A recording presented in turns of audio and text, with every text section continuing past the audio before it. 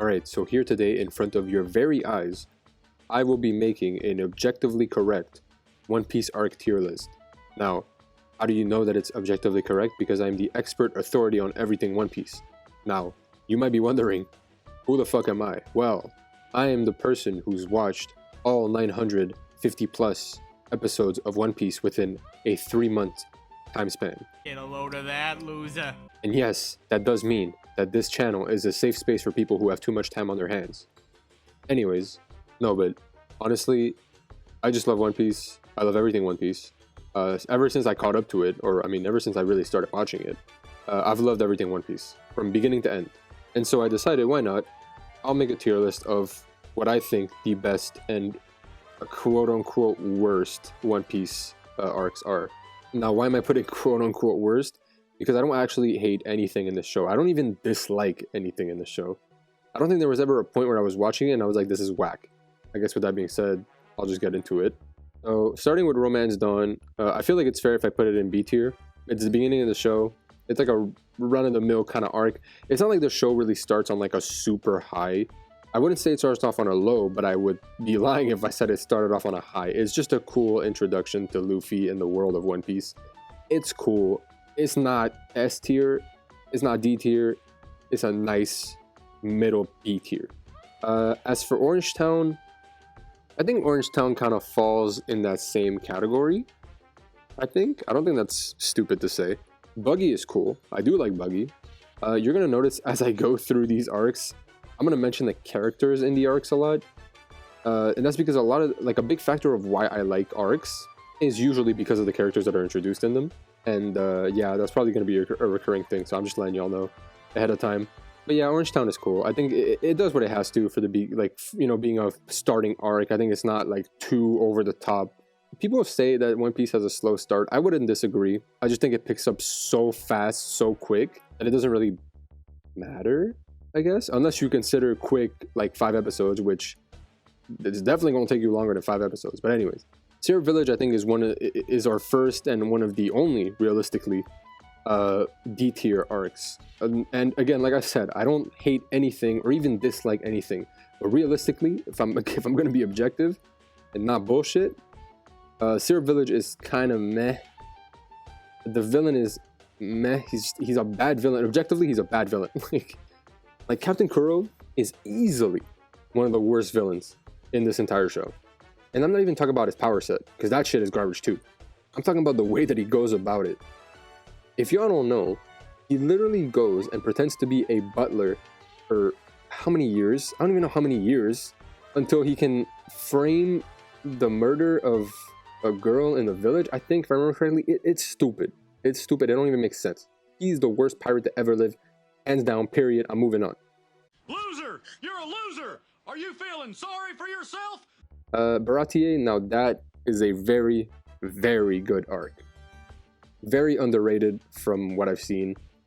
I think once you reach Baratier, I think you're starting to enter peak One Piece. You know, I think like once you watch Baratier, this is what you can expect from the rest of the show, with very few lows and a lot of highs.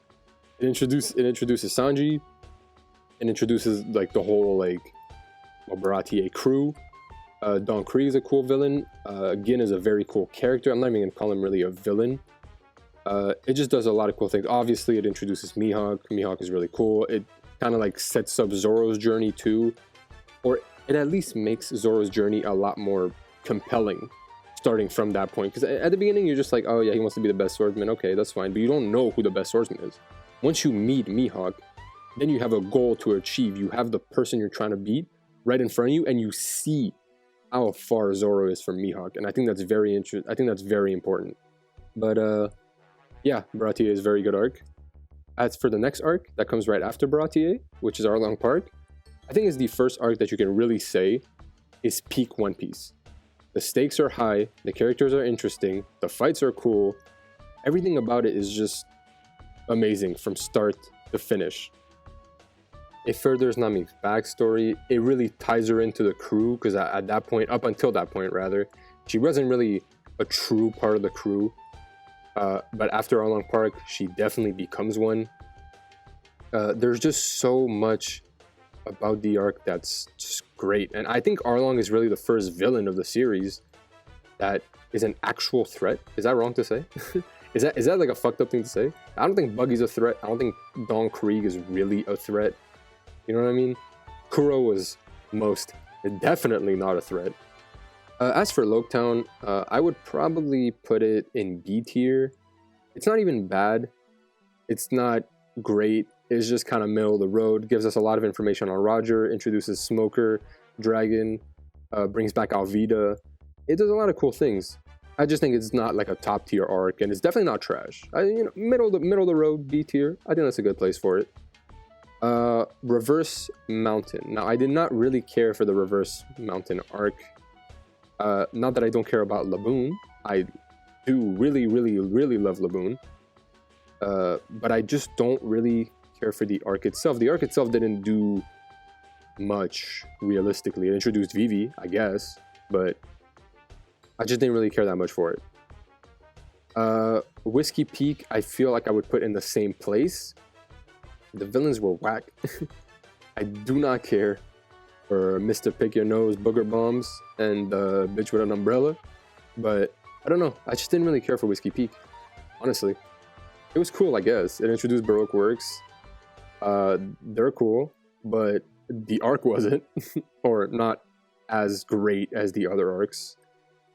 Still better than Sarah Village, though. Now, for Little Garden, I actually did like Little Garden quite a lot. I love that it kind of set up Usopp's journey. Usopp already had a journey when he joined the Straw Hats, but he didn't really... I feel like until Little Garden and he met the Giants, I feel like it wasn't solidified. But when he did meet them, I feel like his journey really became clear to him. I feel like he has this relationship with the Giants too that I feel like will eventually pay off if and hopefully when they go to Elbaf. So I feel like Little Garden might be an arc that retroactively people will look at and appreciate a lot more once that payoff comes to fruition, which it kind of has already.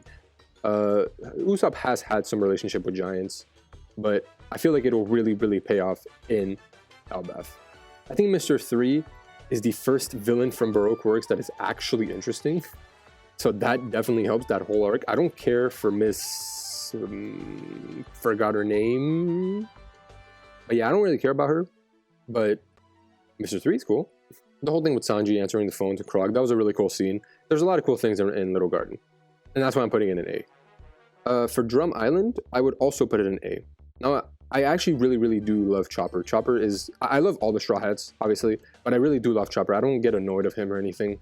And I feel like there's this weird thing where if you watch the anime or if you read the manga, you kind of see Dr. Hirolik in a different way because he is presented in a different way in both mediums.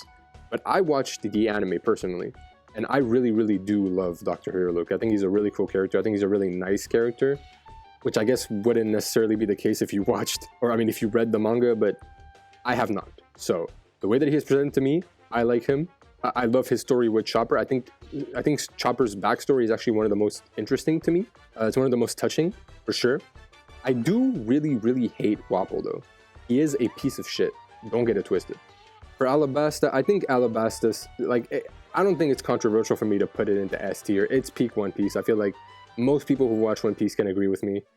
Brock is a great villain. To this day, he's still one of the best villains that they've introduced in the entire show. The way that Luffy beats him is great. Vivi's whole thing with like her kingdom is great. The fights that they have are great. The characters, great. Are great. Everything is great. I'm not even going to sit here and waste your time and try to explain. Alabasta is peak One Piece. This is a fact. Don't argue with me. For Jaya, I would say I did not much care for Jaya. I think Jaya was a... Would I put it in C? I think I would put it in B, maybe. Maybe I'd put it in B. Worst case, I'll just move it later, but I feel like Jaya is a middle arc. It's a cool arc. It's not the greatest arc in the world. It's not the worst arc in the world. I feel like that wouldn't be fair for me to say that. It doesn't do anything like crazy, insane. Bellamy, I don't really care for when he's first introduced. He's just like there to kind of serve as an antithesis to Luffy. I guess he does what he has to. Realistically though, this arc is just an introduction to the next one, which is Skypiea. And I would put Skypiea in A. I don't think that's controversial or anything. I know the arc. I know the arc is drawn out. I know it's like a lot of people don't like it because of that very reason, because it's so drawn out. And I do agree that sometimes it can take a while to get going. But I really do like NL. I think he's a really cool villain, although a dumbass one. He's a really cool one. I think the whole dynamic between Luffy's powers and his powers are really cool. Even their attitudes are drastically different from one another. And I think that's on purpose. I feel like Skypiea just does a lot. I do enjoy Skypiea, and I feel like watching it again, I might enjoy it more than when I originally watched it. But as it stands right now, I will put it in A tier. For Long Ring Long Island, I have to put Long Ring Long Island in D tier. I did not hate it. Like I said, I didn't dislike anything from the show. Whenever I put something into D and C, I have to emphasize that I did not hate anything from the show. It's just if realistically, if I have to place them in like a tier list, I can't bring myself to put this Long Ring Long Island any higher than the worst tier that there is. It didn't do anything. It didn't do much. I was gonna say it didn't do anything. It didn't do much for the story. It didn't further it all that much. Foxy is like, he's funny, but it ends there. The concept of a Davy Back fight still hasn't come back. Not saying it will not, but it still has not. So as it stands right now, this arc seems completely pointless. And yeah, I don't know. I guess I'll leave it at that. Now, Water 7. Water 7 is definitely an A tier. And people will say, why is it not S tier?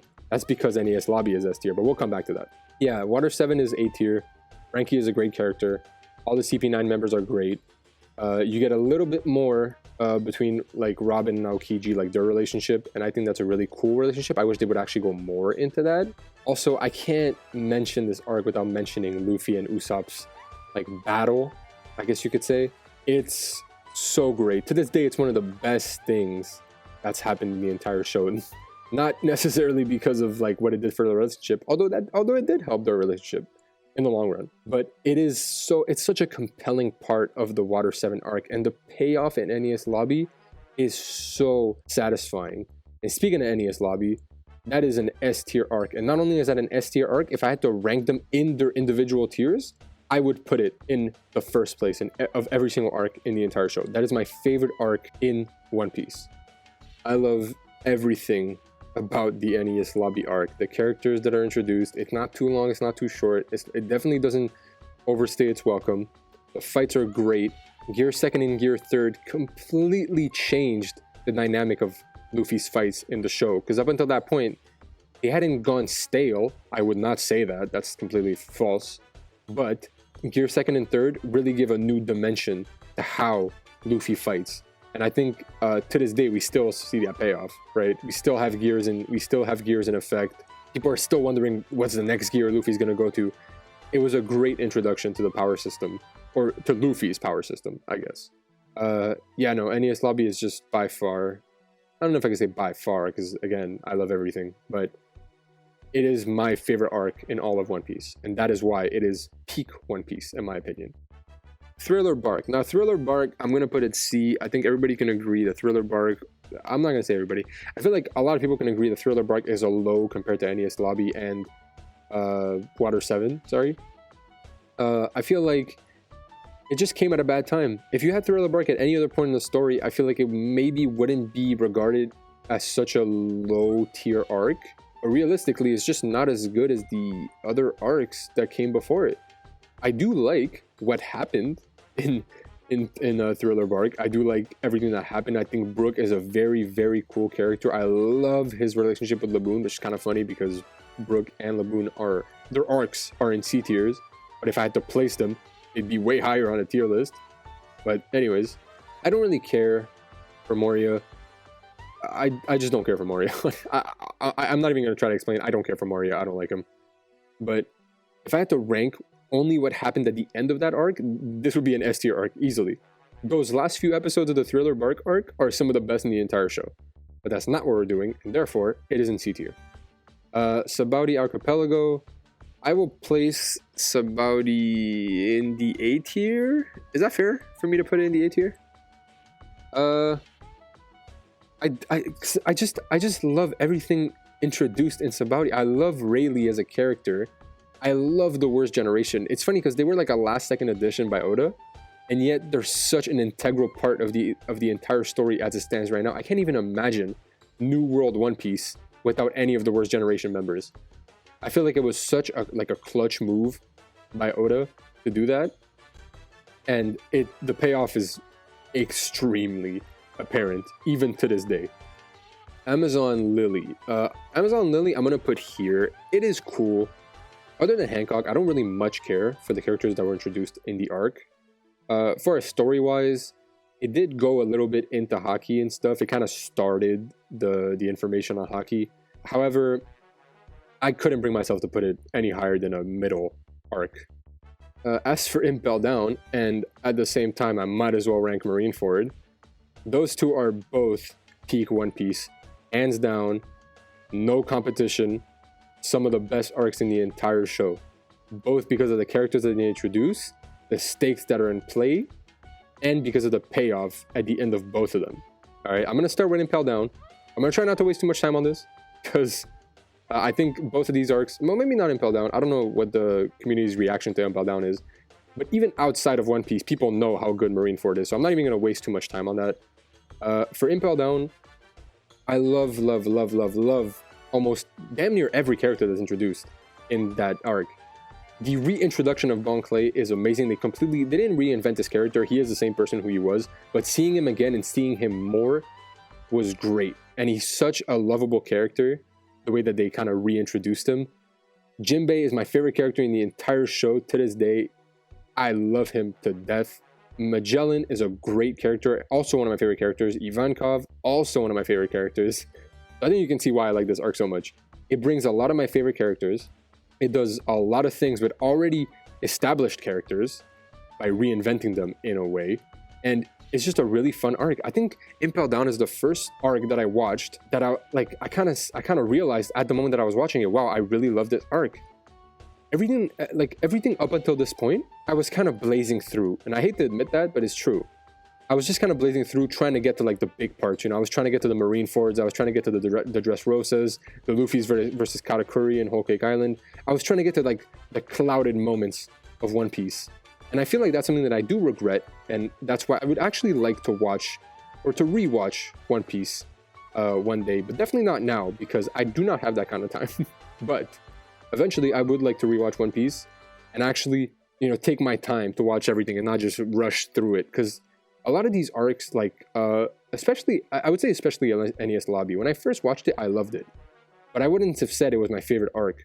But retroactively thinking on it, it was my favorite arc. And I feel that way about a lot of things. I liked a lot of arcs retroactively because at the time that I was watching them, I was just trying to run through them.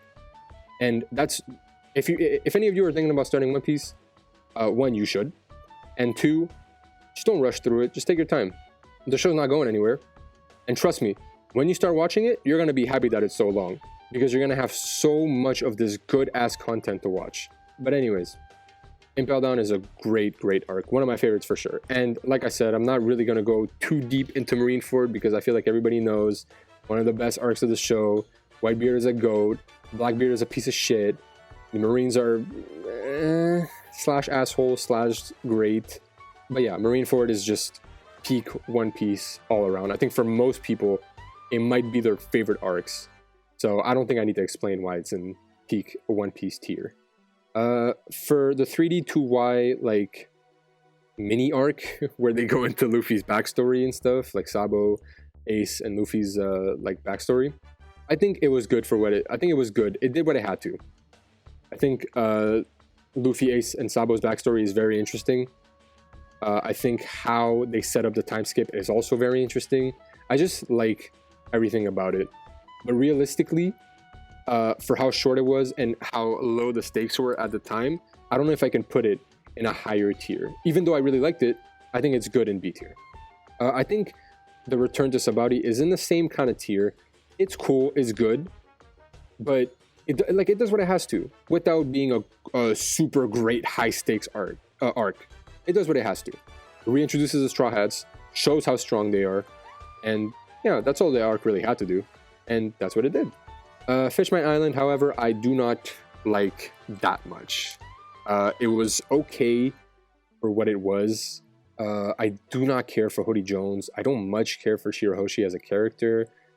The Royal Fishman family is cool, I guess, like the ones other than Shirahoshi.